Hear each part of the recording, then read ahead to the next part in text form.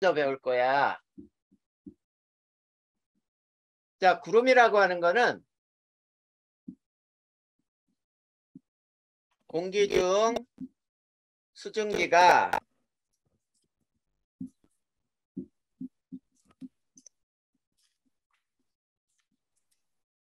응결하여 높은 곳에 떠 있는 물방울.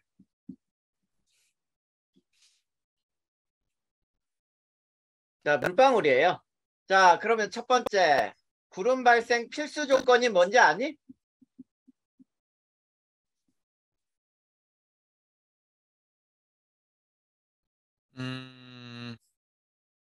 하나가 알고 있는 거 뭐야? 구름이 발생하려면 반드시 일어나야 되는 현상.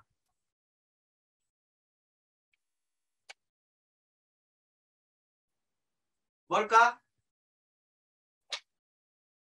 공기가 올라가요? 그렇지. 공기의 상승이에요. 굉장히 중요한 거야. 그러면 거꾸로 얘기해봐. 자, 공기가 하강하는 곳에서는 날씨가 맑을까 흐릴까? 맑아요. 그렇지. 구름이 발생한다는 얘기는 그 날씨는 흐린다는 얘기거든. 자, 그래서 구름 발생 필수 조건은 공기의 상승이다. 이거 굉장히 중요한 거예요.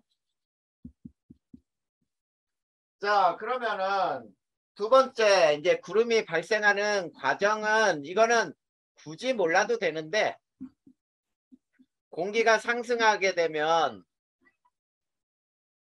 주변 기압이 하강을 해요. 그러면 단열 팽창이 일어나. 올라가던 공기에 팽창이 일어나면서 자, 기온이 하강을 해요. 그러면서 이슬점에 도달하면 그래서 응결이 일어나는 거야. 이게 구름이 되는 거지. 자, 그러면 자, 세 번째 구름이 발생하는 경우 네 가지가 있어. 자, 구름이 발생하는 경우 공기가 상승하는 경우란 뜻이지? 네. 네. 그러면 공기가 상승하는 경우는 어디냐면 지표의 부등 가열. 자, 가열이 되면 뜨거워진 공기는 상승하죠. 네. 자, 그 다음에 두 번째 저기압 중심인 곳이에요. 그 다음 세 번째는 공기가 이동하다가 산을 만나잖아? 그러면 산을 타고 오를 때도 구름이 생겨. 그 다음 찬 공기와 더운 공기가 만날 때. 자, 찬 공기와 더운 공기가 만났어. 그러면 어떤 공기가 상승할까? 더운 공기요. 그렇지, 더운 공기가 상승해야 돼. 자, 더운 공기가 상승하는 경우에 두 가지가 이런 경우야. 찬 공기가 더운 공기를 밀어 올릴 때, 밀어 올려요. 자, 이때가 한랭 전선에서 만들어지는 구름이야. 그 다음 더운 공기가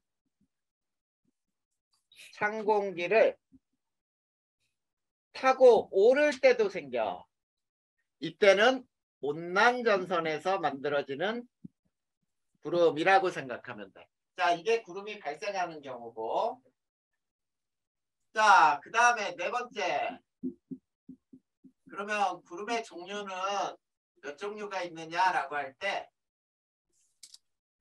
높이와 모양에 따라 분류를 하는데, 자, 높이는 그닥 중요하지는 않아요. 높이에 따라 분류하는 거는 아주 높은 곳, 상층은. 구름 이름은 몰라도 돼. 중간 높이는 중층은, 하층은 이렇게 높이에 따라 분류할 수도 있고, 자, 모양에 따라 분류할 수가 있어요. 자, 요거는 중요해. 자, 모양에 따라 저근형이라는 구름이 있는데 저근형은 언제 생기는 구름이냐면 자, 우리 뭉게구름이라는 거 혹시 들어봤니?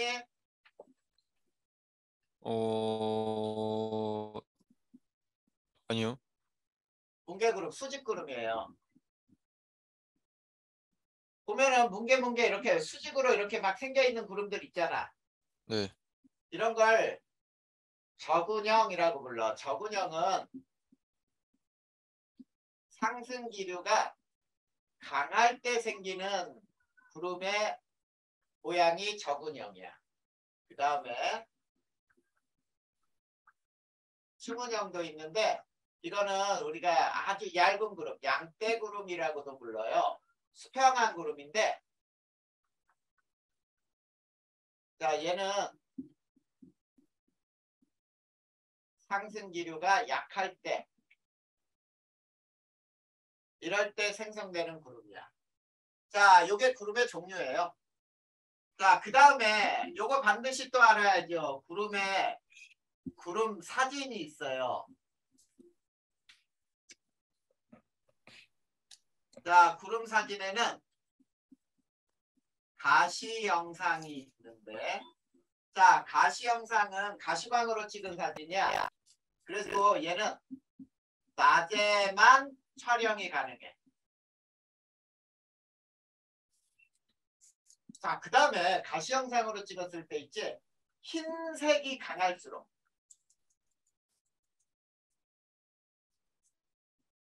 가시 영상으로 흰색이 강할수록 구름 두께가 두꺼워요. 자, 이렇게 외워둬야 있지. 그 다음에 적외 영상이 있어. 자, 얘는 밤낮 시간 관계없이 촬영이 가능해요. 그 다음에 적외 영상으로 흰색이 강할수록 구름 높이가 높다. 자, 이렇게 먼저 알아두는 거야. 이게 구름에 대한 설명이었어요. 네. 그래. 여기까지 뭐 질문할 거 있나? 아니요. 자, 그 다음에 한 장 넘겨볼까요? 이제 기압과 날씨에 대한 설명이 나와. 자, 기압과 날씨에서 고기압 먼저 나왔지. 자, 고기압의 정의는 뭐냐면 주변보다 기압이 높은 곳이에요. 고기압의 정의는 주변보다 기압이 높으면 돼. 자, 그 다음에 얘는 하강기류 발생으로 자, 하강기류 발생으로 여기에서 이게 중요해. 항상 맑다 그러면 틀려요. 대체로 맑다. 항상 맑다는 틀리다 그랬다. 네. 대체로 맑다. 그 다음에 북반구에서는 바람이 시계 방향으로 불어 나간다. 근데 남반구는 바람이 반시계 방향으로 불어 나간다예요. 자, 그러면 우리가 단면을 공기의 흐름을 단면을 잘라보면은 이렇게 하강을 해야 돼. 여기가 고기압이라는 얘기예요. 그러면 이렇게 하강한 공기는 어디론가 퍼져 나가겠지. 네. 상층에서는 이렇게 모여요. 자, 사람은 지면에 이렇게 서서 있기 때문에 이게 바람의 방향이 되는 거야. 자, 우리가 고기압을 일기도에서는 H라고도 표현하는데 자, H에서 시계 방향으로 돌리면 돼요. 화살표를. 자, 이런 형태로 바람이 불어나가면 이건 북반구의 고기압. 그 다음에 남반구의 고기압은 시계 방향, 반시계 방향이죠. 반시계 방향으로 이렇게 화살표를 돌리면은 남반구에서의 고기압. 자, 이렇게 고기압의 종류는 고기압은 이렇게 표현한다. 자, 고기압의 종류는 우리가 크게 정체성 고기압하고 이동성 고기압이 있는데 우리는 지금 겨울하고 여름에 영향을 주는 정체성 고기압만 선생님이 설명할 거야. 자, 정체성 고기압 중에 첫 번째, 자, 할렌 고기압이 있어요. 자, 할렌 고기압을 키 작은 고기압이라고도 부르고, 자, 얘는 시베리아 고기압이라고도 불러요. 그 다음에 우리나라에 겨울 날씨에 영향을 주고, 그 다음에 등압선의 기압 배치를 보면 하층은 고기압인데 상층부는 저기압이 형성돼요. 이걸 키 작은 고기압, 할렌 고기압. 그 다음에 온난 고기압이라는 건 키 큰 고기압이라고도 부르고 북태평양 고기압이라고도 불러요. 그리고 얘는 우리나라 여름 날씨에 영향을 줘요. 그 다음에 하층도 고기압이면서 상층부도 고기압이 형성되는 게 키 큰 고기압이에요. 온난 고기압이라 불러.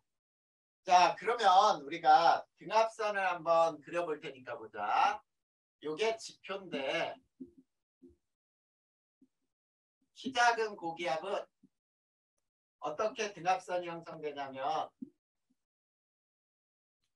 등압선이 이렇게 되다가 이렇게 돼요. 상층부는. 자, 이런 등압선의 모습이 단면을 가지면은 키 작은 고기압이야. 요걸 1000짜리라고 해볼까? 1000헥토파스칼. 그러면 요거는 1004. 요거는 1008짜리가 되는데, 자, 등압선을 보면은 위로 올라갈수록 기압이 낮아져.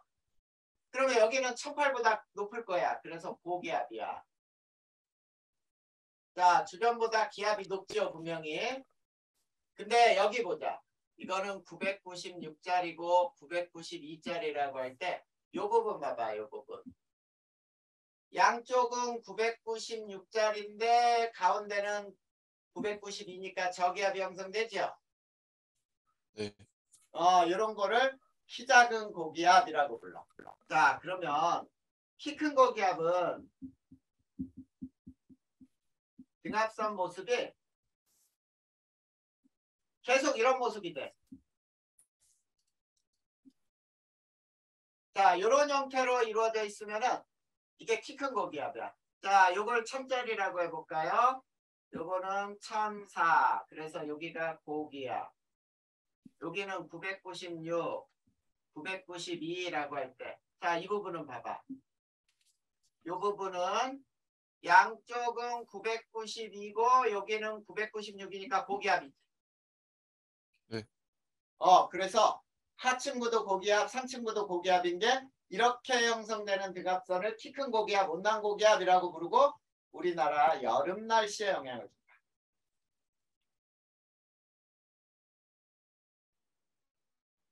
됐니? 네. 그래.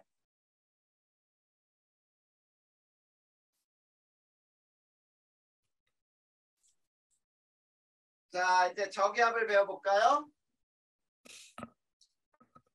네. 자, 저기압.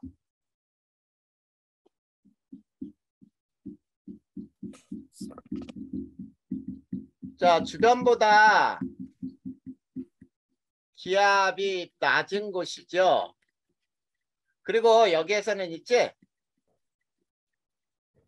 상승기류 발생으로. 자, 상승기류가 발생을 했어. 그러면 구름이 발생하지? 네. 그러니까 어떻게 돼? 날씨는 흐리다 이렇게 쓰면 될까? 네. 흐려요. 그 다음에 저기압은 북반구에서는 바람이 반시계 방향으로 들어온다. 그 다음에 남반구는 바람이 시계 방향으로 들어온다. 이렇게 돼요. 자, 그럼 얘도 단면을 보면 상승기류가 발생하니까 이렇게 상승할 때 여기가 저기압이라는 얘기인데 어디선가 바람이 불어 들어와야 돼. 상층부에서는 바람이 흩어져요.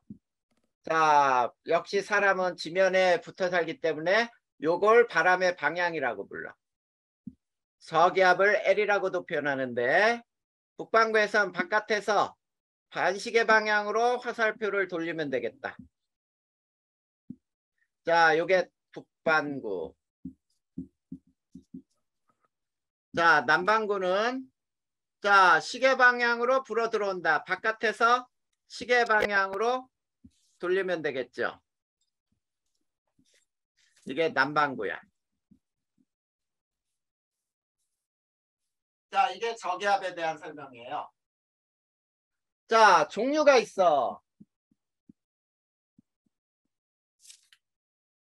온대 저기압이 있고 열대 저기압이 있어요.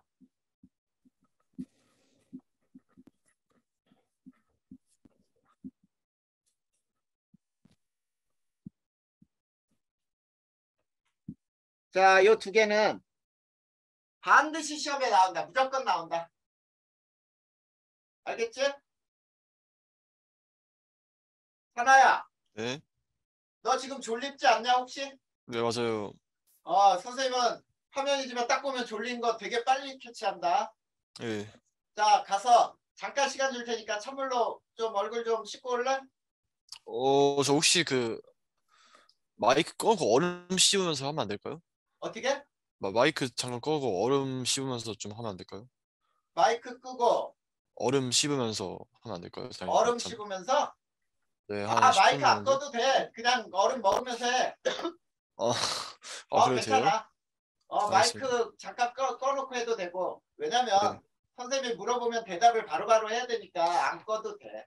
네, 먹고 싶으면 먹으면서 해도 돼. 편하게 들어. 그게 네. 집에서 듣는 가장 편한 그 수업 방식이지.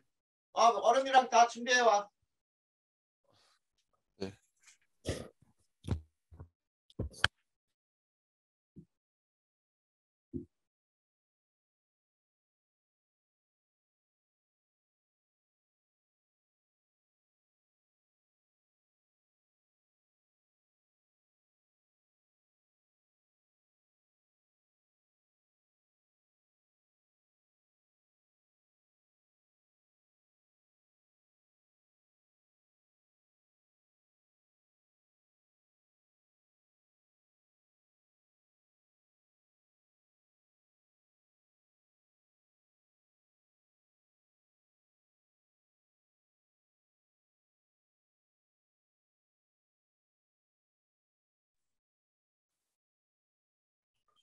준비했습니다.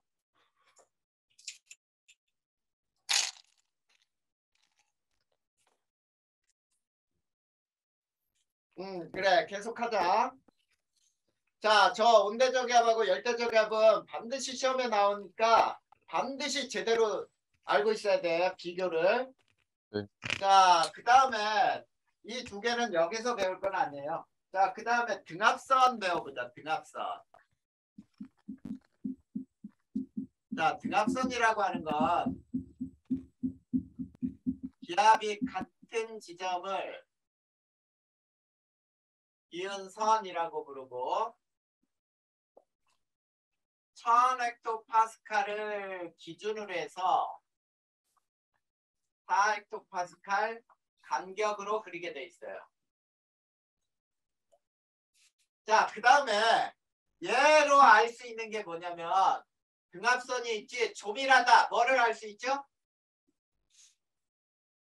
바람이 세다. 조밀하면 바람이 세요? 맞아요. 바람이 세다.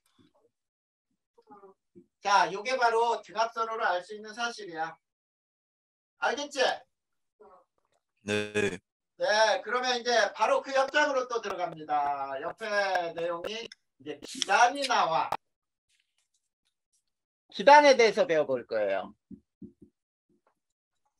자, 기단이라고 하는 거는 기온과 습도가 비슷한 공기 덩어리라고 불러.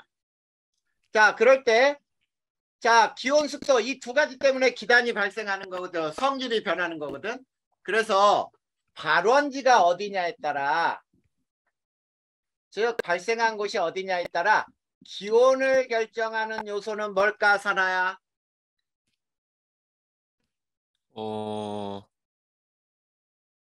북극에 가까우면 어때? 차갑지? 네. 적도에 가까우면 따뜻하고. 그걸 뭐라고 불러? 위도라고 하잖아. 아, 그래서 고위도에서 발생하면 한랭기단, 저위도에서 발생을 하면 온난기단이에요. 그 다음에 습도를 결정하는 요소는 뭐냐면 자, 육상에서 발생을 하면은 물이 별로 없으니까 건조기단. 해상에서 발생하면은 물이 많으니까 다습기단. 이렇게 되는 거야. 자, 이걸 가지고 짝 짓는 거예요. 자, 우리나라에 영향을 주는 기단들은 어떤 게 있는지 보자.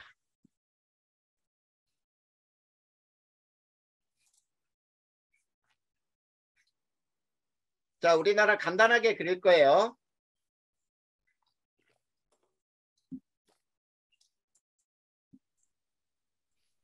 자, 요게 1번, 요게 2번, 요게 3번, 요게 4번, 요게 5번, 이렇게 있어. 자, 1, 2, 3, 4, 5. 이름 다 알고 있니? 네.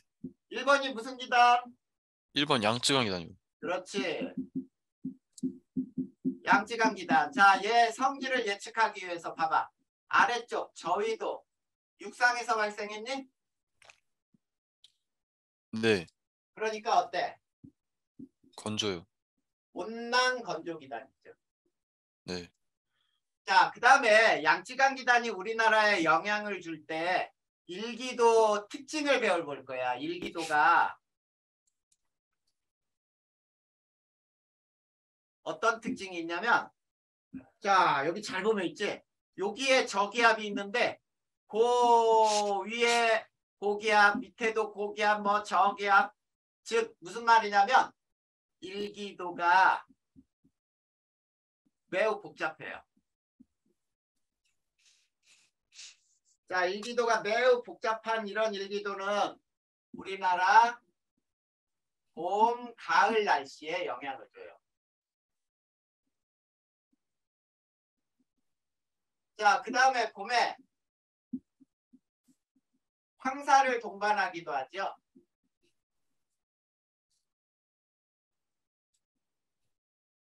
자, 그 다음에 우리나라 봄철에 일기예보를 들어보잖아. 어떤 예보가 나오냐면 서쪽에서 다가오는 이런 말이 나와. 서쪽부터야.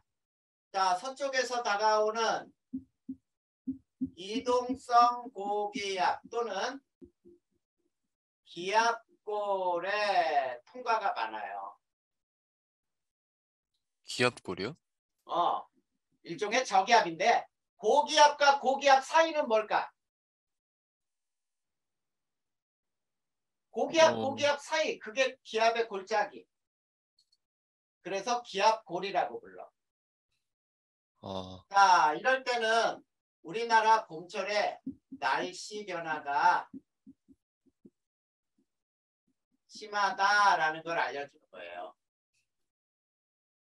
이게 우리나라 봄, 가을의 아주 전형적인 날씨의 특징이야. 그 다음 두 번째 기단의 이름이 뭐죠? 두 번째가 저게 오호츠크의 기단이요. 맞아요. 오츠크의 기단. 자, 발생한 곳이 어디야? 고위도지. 네. 해상이지요. 네. 그럼 짝지면 얘는 성질이 어때? 저온 한랭 한랭? 다습이요. 한랭 다섯 기단이 되는 거예요. 그 다음에 오츠크의 기단이 우리나라에 영향을 줄 때가 어떤 일기도가 나타나냐면, 자, 이런 일기도가 나타나. 우리나라 동서쪽으로 길게 뾰족한 놈은 아래로, 그 다음에 뭉툭한 놈은 위로. 이게 무슨 전선? 장 그 정체 전선인데 우리가 정체 일종의 전선이요. 장마전선. 자, 여기에 찬 공기가 있어요. 여기는 아래가 더운 공기야. 자, 찬 공기는 아래로, 더운 공기는 위로 올라가려고 하면서 이렇게 정체하게 되는 거지. 네.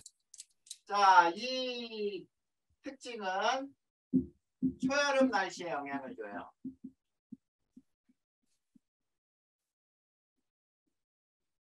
초여름 날씨에 영향을 주고, 자, 얘는 북태평양 기단과 장마를 형성하죠. 그 다음에 우리나라 영서지방. 자, 영서지방은 태백산맥의 서쪽 지방이에요. 자, 영서지방에 고온 건조 현상. 이게 뭐냐면 높새바람 들어봤니?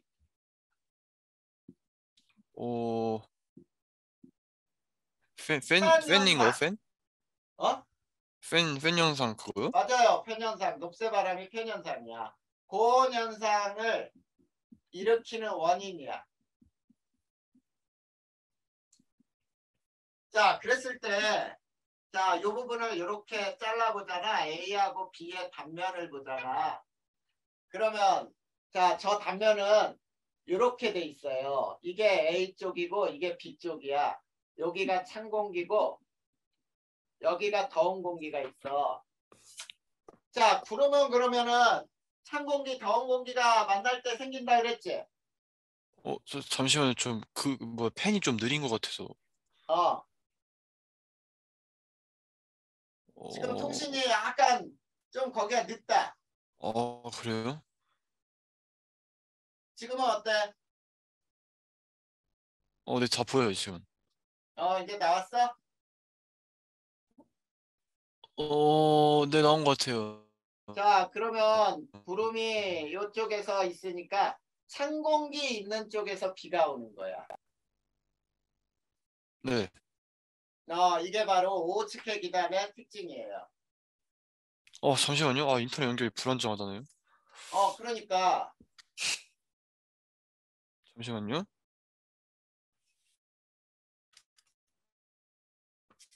아이고, 왜 이러지? 아,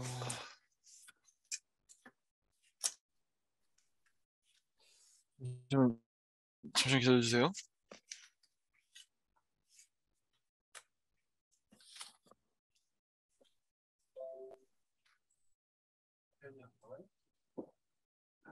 저쪽에 그 인터넷이 좀 불안정하다고.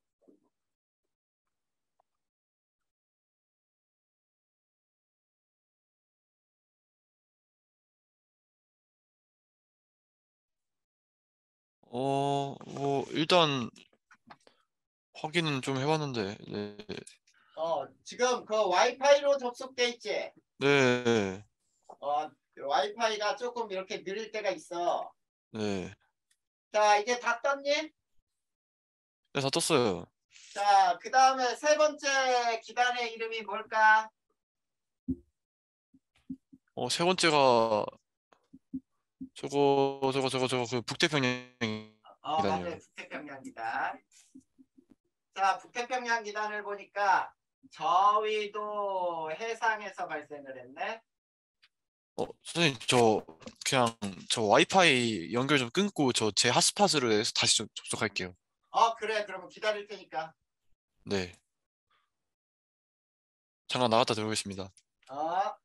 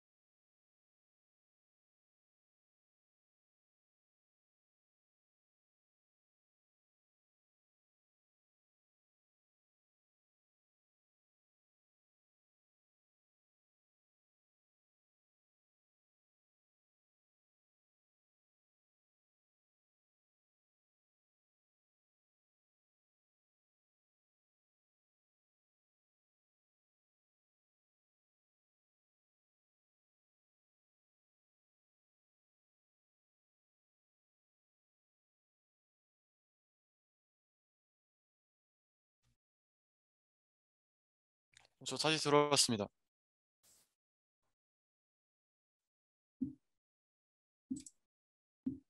자, 이제 잘 보여? 네, 그런 것 같아요. 그래. 자, 이제 계속하자. 자, 북태평양 기단은 저위도 해상이니까 자, 얘는 성질이 어떻겠어? 온난 다습 기단이 되겠지? 네. 자, 그 다음에 북태평양 기단이 우리나라에 영향을 줄 때 일기도의 특징은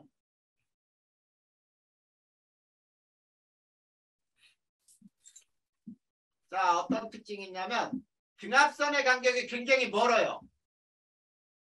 자, 등압선이 조밀할수록 바람이 세다 그랬는데 등압선 간격이 멀면서 남쪽이 고기압, 북쪽이 저기압이 형성되면서 이렇게 바람이 부는 남동 계절풍이 부는 계절이에요. 자, 그래서 자, 여름 날씨에 영향을 줘요. 자, 그 다음에 얘는 우리나라에 무더위를 몰고 오지. 자, 무더위 열대야 현상을 일으켜요. 그리고 아주 특징적으로 아까 설명하면서 남쪽이 고기압, 북쪽이 저기압, 남고 북저형의 기압 배치가 일어난다.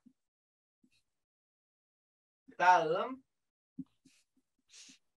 남동 계절풍이 부는 계절이 바로 우리나라의 북태평양 기단의 영향이에요. 이해됐나요? 네. 자, 그러면 자, 요거 두 개는 다 썼지? 네.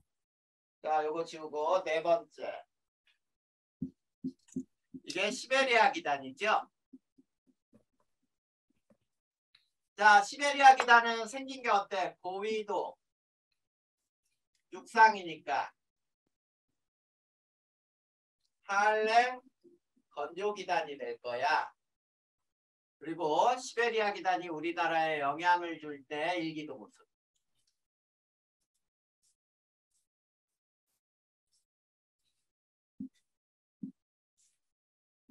자, 여름과는 아주 특징적으로 겨울철 등압 배치는 이렇게 수직으로 쓰고 굉장히 조밀해. 서쪽이 고기압, 동쪽이 저기압. 그래서 북서풍이 불게 되는 계절이에요. 자, 이때는 겨울 날씨에 영향을 줘요. 그리고 우리나라에 한파를 가지고 와. 그 다음에 3한 4온이라 그래서 3일은 춥고 4일은 따뜻하고. 그리고 요즘에 꽃샘추위가 나오죠. 네. 이 꽃샘추위가 바로 이 시베리아 기단이 마지막 겨울의 끝자락에서 나타나는 이게 바로 꽃샘추위야. 그 다음에 서구 동저형의 기압 배치가 일어나요. 그래서 서구 동저형일 때는 북서 계절풍이 불게 돼. 추운 때죠. 북서풍이니까. 네. 자, 이게 바로 시베리아 기단. 자, 5번째 기단이 뭐야?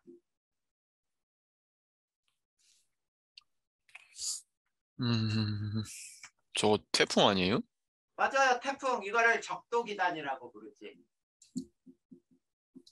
기단으로 보면 적도 기단 열대성 저기압이에요. 자, 열대성 저기압 우리가 태풍이라고 부르는데 태풍은 풍속 얼마 이상일 때만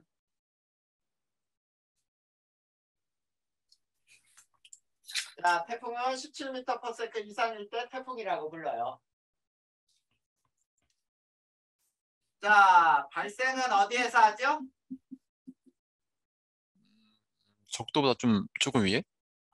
거기를 5 내지 25도의 수온이 몇 도 이상? 잘 모르겠어요. 자, 27도씨 이상인 해상에서 주로 발생하는 게 이 태풍이야. 네. 에너지원은 어, 무슨 열인데? 수증기의 응결열. 네. 이걸 잡열이라고도 불러요. 수문열. 자, 태풍의 이동은 어떻게 이동하지? 대체로 이동하는 방향은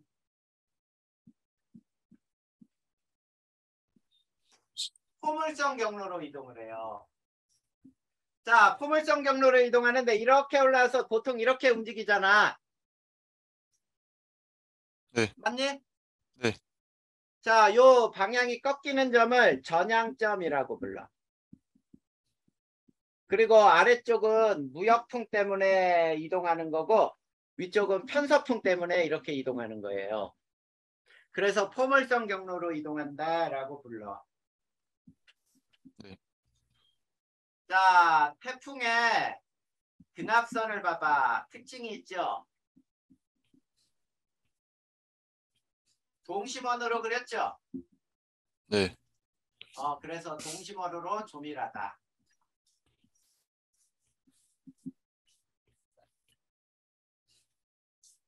그 다음에 자, 이 태풍의 특징 중에 전선을 동반하지 않는다.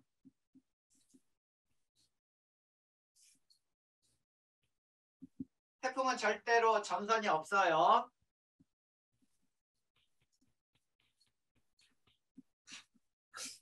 자, 태풍 중심은 약한 하강 기류가 존재한대요.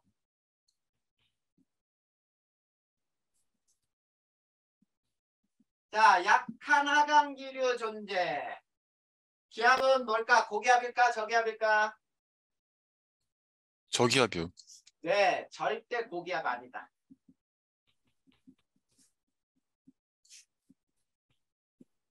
자, 저기압이야, 태풍은. 그 다음에 태풍 중심의 이동 방향의 오른쪽을 뭐라고 부르지? 위험 반원? 위험 반원. 자, 왼쪽을 안전 반원. 안전 반원 또는 가항 반원이라고도 불러요. 가항, 항해가 가능하다.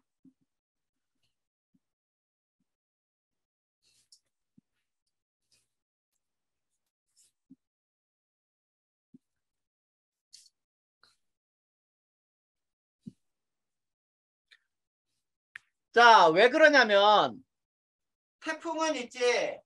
자, 이게 태풍이라고 해보자. 태풍은 이렇게 이동을 하는데, 자, 이동할 때 태풍은 저기압이니까 반시계 방향으로 바람이 불겠죠. 네. 자, 그럴 때 이게 태풍의 방향이고 이게 편서풍의 방향이야. 자, 편서풍과 태풍의 방향이 서로 합쳐지니까 바람이 더 세지겠지. 자, 왼쪽은 편서풍과 태풍이 서로 반대 방향으로 불어. 이해되니? 네. 그래서 오른쪽을 위험반원, 왼쪽을 안전반원이라고 불러요. 자, 그러면 우리가 그래프 하나 배워보자.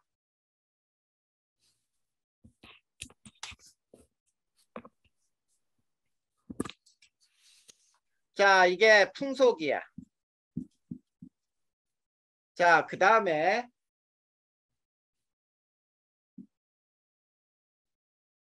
이게 기압이에요. 자, 이 그림을 봐봐. 풍속은 어디가 더 세니 지금? 왼쪽이요. 그림은 왼쪽이라고 나타나지만 이게 태풍의 어느 쪽이어야 돼? 오른쪽. 태풍의 오른쪽이에요. 그리고 아, 기압은 저와 같이 변해. 태풍의 중심에서 기압이 제일 낮아. 이해되니? 네. 자, 태풍은 지표에서는 바람이 반시계 방향으로 불어 들어온 후 상층부에서는 시계 방향으로 불어 나가요.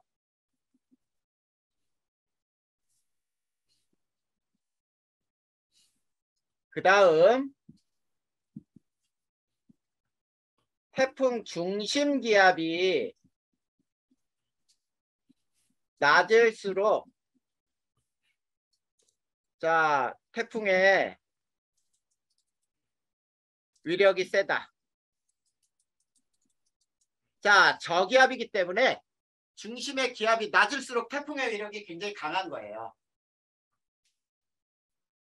그러면 태풍이 소멸할 것 같아. 그러면 태풍이 육상으로 올라왔어. 수증기를 공급 못 받지. 네. 그러면 중심기압은 점점점 어떻게 돼야 돼?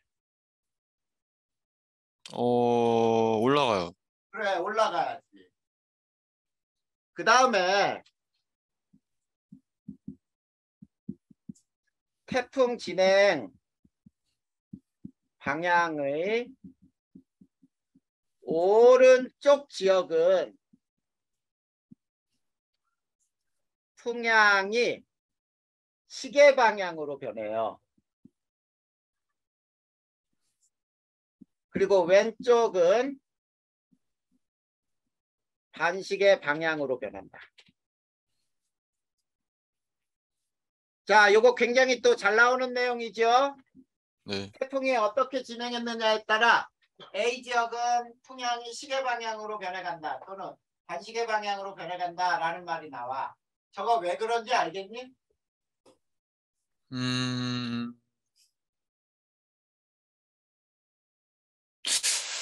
어, 아니요, 잘 모르겠어요. 자, 그러면 봐봐. 이게 태풍이 진행한다고 보자. 이게 태풍이야. 자, 요 지역이 A 지역이라고 있다고 보자. 자, 태풍이 여기에 왔어. 자, 태풍이 저기 있으면은 A 지역을 통과한 바람은 반시계 방향으로 태풍 쪽으로 가야죠. 맞니? 네. 그래서 이렇게 바람이 태풍 쪽으로 가. 근데 태풍이 이쪽으로 올라왔다고 봐봐. 그러면 A를 통과해서 태풍으로 바람이 들어가야 돼. 이렇게 되지. 네. 그 다음에 태풍이 이번에는 여기까지 왔다고 보자. 그러면 A 지역을 통과한 바람이 태풍 쪽으로 반시계 방향으로 불어 들어가야 돼. 자, 그러면 A 지역을 봐봐. A. 처음에는 거의 이렇게. 그 다음에 거의 남풍. 그 다음에 거의 이렇게 바람이 불었지? 맞니? 네. 그래서 시계 방향으로 변하는 거야. 오른쪽 지역은. 그리고 왼쪽에서는 반시계 방향으로 변한다. 알겠죠? 네. 음.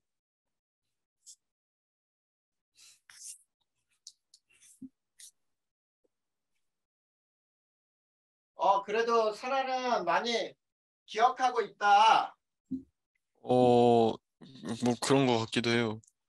그래도 자, 수능 준비는 단원 전체가 머릿속에 완벽하게 돼 있어야 되기 때문에 선생님이 외우라 그럴 때 반드시 알고 있다 그래서 그냥 넘어가지 말고 꼼꼼하게 외워야 한다. 네. 그렇게 하면 돼.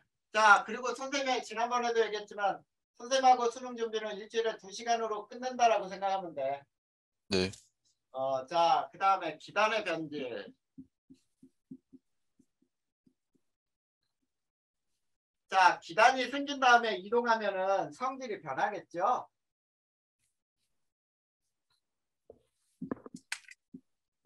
그 중에 할렘 건조 기단이 따뜻한 바다를 지날 때. 자, 이거 잘 보잖아. 할렘 건조.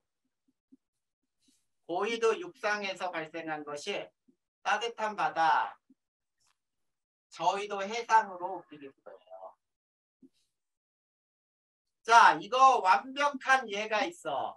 자, 우리나라 겨울철 시베리아 기단이 서해로 내려올 때야. 이럴 때가 완벽히 이와 같은 현상이 일어나. 네. 그러면 하층이 가열되고 수증기를 공급받고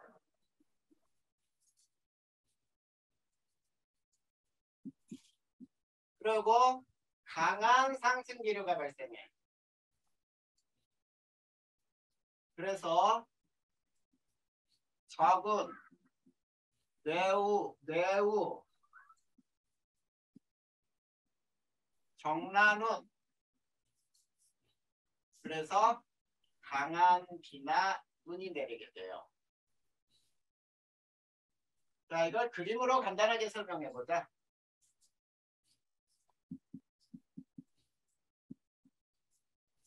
찬대륙은 할렘 건조했어요. 자, 요게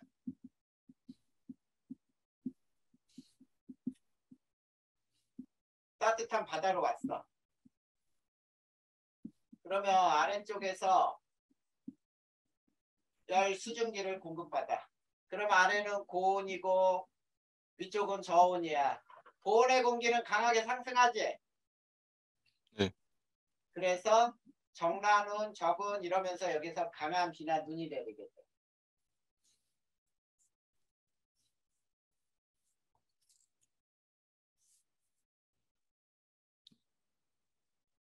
자, 그 다음에 두 번째는 온난 다습기단이 찬 대륙을 지날 때는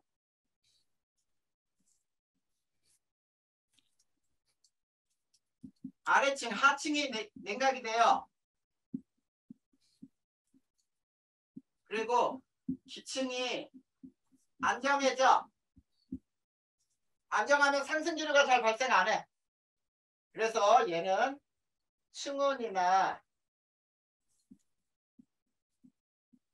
안개가 발생을 해요.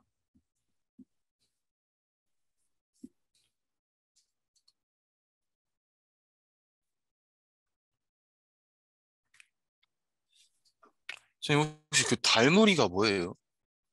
달무리 해무리라고 하는 거 들어봤니? 아니 그 문제 풀 때 봤던 것 같은데 잘 뭔지 기억 안 나서. 그거 선생님이 나중에는 설명할 건데 보름달이 떴다고 해봐. 보름달.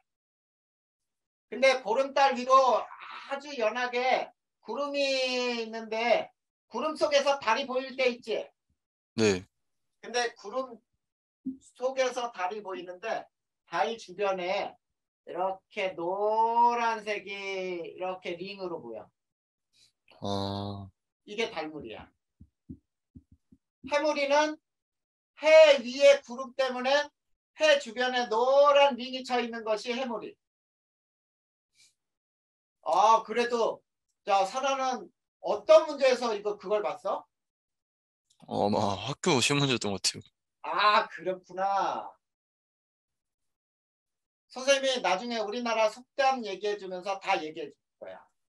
아, 네. 그때 가서 얘기하자. 그래도 달무리 해무리 들어본 사람도 있네. 선생님이 그렇게 설명해도 자기는 잘 모르겠대.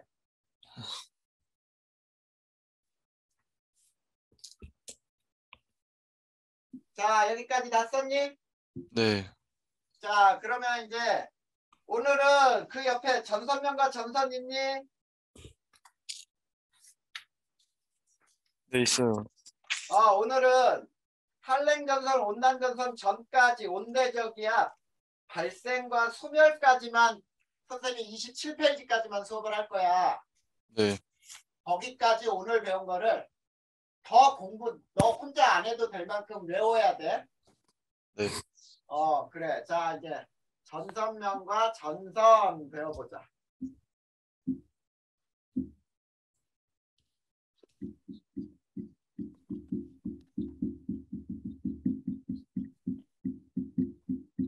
자, 첫 번째 전선면. 자, 성질이 서로 다른 두 기단은 섞일까 안 섞일까? 섞이지 않을까요? 잘 안 섞여요. 아, 네. 그래서 경계면이 생겨. 그거를 전선면이라고 부르고 두 번째 전선이라고 하는 거는 있지. 전선면이 지표와 닿은 지점, 닿은 곳 이게 전선이 되는 거야. 그러면 선생님이 자 이렇게 실험을 하나 했다고 보자. 수조에다가 있지. 물을 부었어요. 그리고 자 이렇게 가운데 칸막이를 뒀어. 알겠니? 네. 자 그리고 왼쪽은 찬물을 두고 오른쪽은 더운 물을 뒀어요. 찬물에는 푸른색 물감, 더운 물에는 붉은색 물감을 타면 눈으로 볼 수 있겠지. 칸막이를 딱 들었어. 어떤 일이 발생해? 두 개 안 섞인단 말이야. 한 개 밑으로 가요. 그렇지. 이렇게 돼요. 찬 거는 밑으로 가려고 하고 더운 거는 위로 올라가려고 해. 그러면 요 경계면이 생기니? 네. 이 경계면을 뭐라고 부르면 돼? 전선면? 전선면. 여기가 여기가 전선이라고 할 수 있지. 전선면이 지표와 닿은 곳이라 그랬지. 네. 그걸 전선이라고 할 수 있고. 자, 더 시간이 지나면 어떻게 될까?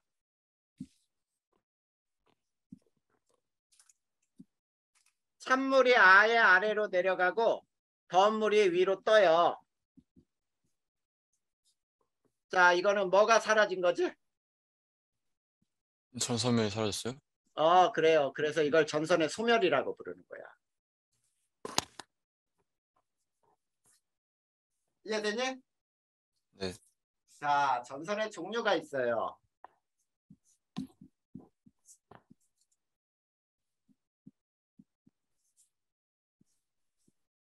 할렌 전선은 이렇게 뾰족하게 그려.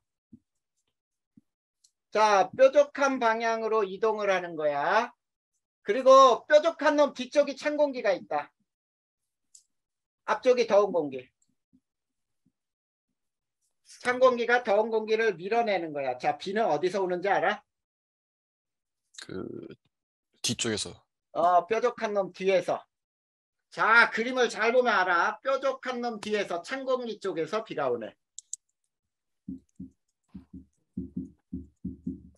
자, 온난전선은 둥그스름하게 그리거든. 자, 여기가 더운 공기야. 여기가 찬 공기야. 자, 비는 어디서 온다고요? 뒤쪽에서. 아니구나. 찬 공기 쪽에서. 네. 찬 공기 쪽에서 얘는 넓게 온다. 자, 세 번째. 정체전선은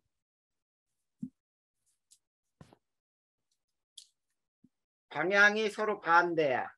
더운 공기가 위로, 찬 공기는 아래로. 여기가 찬 공기. 여기가 더운 공기. 자, 비는 어디서 오는지 봐봐. 뭉툭한 놈 앞쪽, 뾰족한 놈 뒤쪽에서 비가 오죠? 네. 여기에서 비가 와.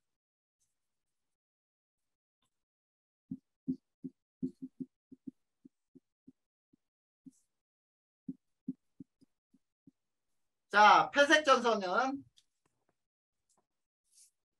할렌과 온난전선이 같은 방향으로 만나는 거예요. 자, 근데 여기 비가 어디서 오는지 봐봐. 뾰족한 놈 뒤쪽과 뭉툭한 놈 앞쪽에서 비가 오지? 네. 자, 이걸 단면을 잘라보면 두 가지 단면이 있어요.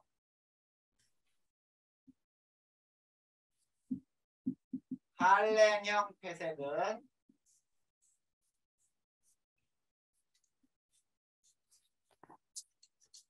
자, 요게 찬 공기인데 더 찬 공기. 요것도 찬 공기. 위에 뜬 게 더운 공기. 찬 공기와 더운 공기가 만나면 구름이 발생해. 자, 앞뒤에서 다 비가 오죠. 자, 이게 할렌형 폐색. 온난형 폐색은 단면이 이렇게 돼요. 여기가 더 찬 공기, 요게 찬 공기, 요게 더운 공기.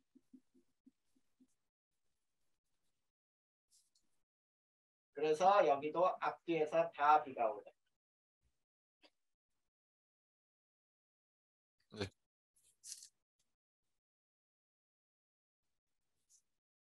됐니? 잠시만요.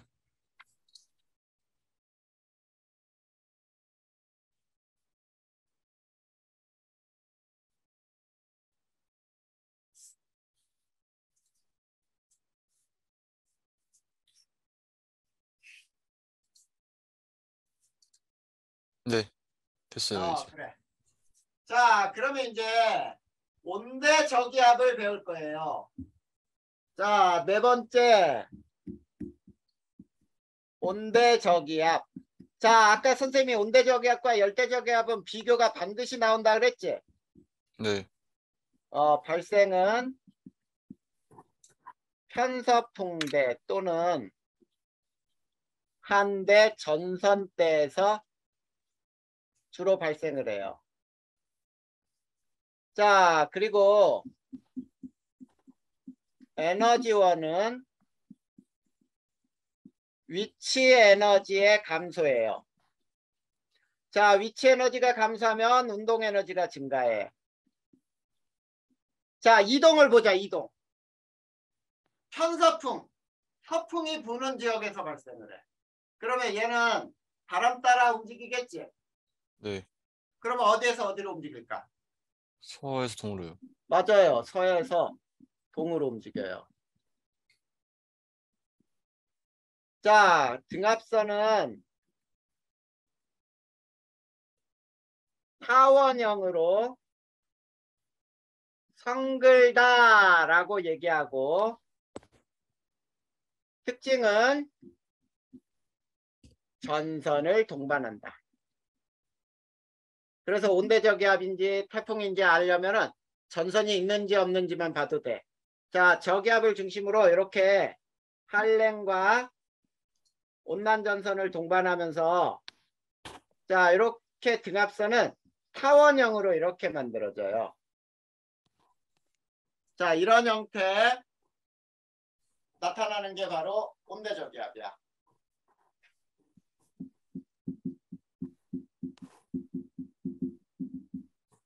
자, 이 온대저기압의 발생 과정을 보면 맨 처음이 정체전선이 형성이 돼요.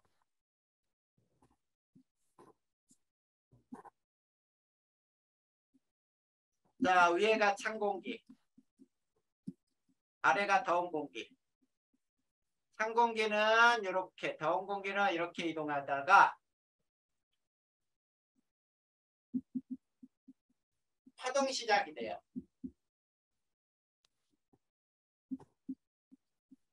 자, 찬 공기는 아래로 내려가려고 하고 더운 공기는 위로 올라가려고 해. 이렇게 파동이 시작되면서 아주 발달한 형태가 저기압을 중심으로 해서 이렇게 한랭과 온난전선을 이렇게 동반한 그림이 가장 발달한 형태. 그 다음에 네 번째는 있지.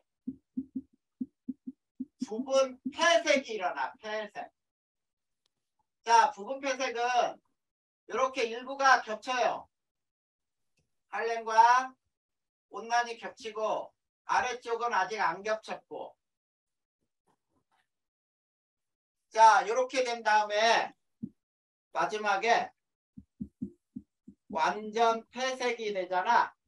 그러면 한랭, 온난, 한랭, 온난이 다 겹쳐버려. 이게 전선의 소멸이에요. 네. 알겠니?